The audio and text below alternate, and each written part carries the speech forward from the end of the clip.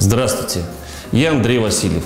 Сегодня я вам расскажу про легендарные топливные блоки премиальной марки Goodfire. Кстати, почему легендарные? В моем понимании легенда всегда обрастает какой-то историей.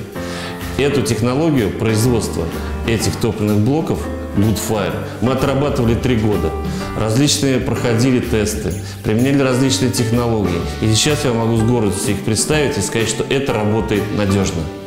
Перед вами топливный блок Goodfire нашей премиальной марки.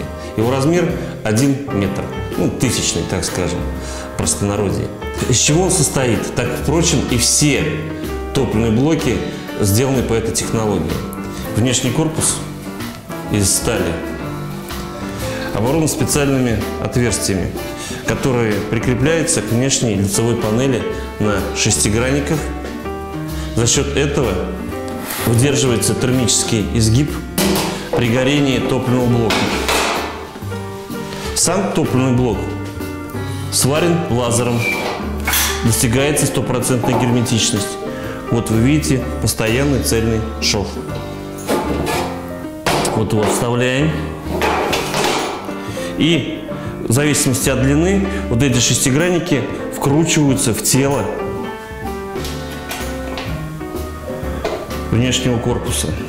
За счет этого достигается дополнительная жесткость всей конструкции. И поверьте, это работает. Хотел бы заметить, что все топливные блоки семейства Goodfire оборудуются встроенным пламя-гасителем.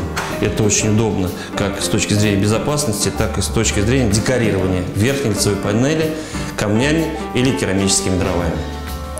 Немножко о технических характеристиках этого топливного блока.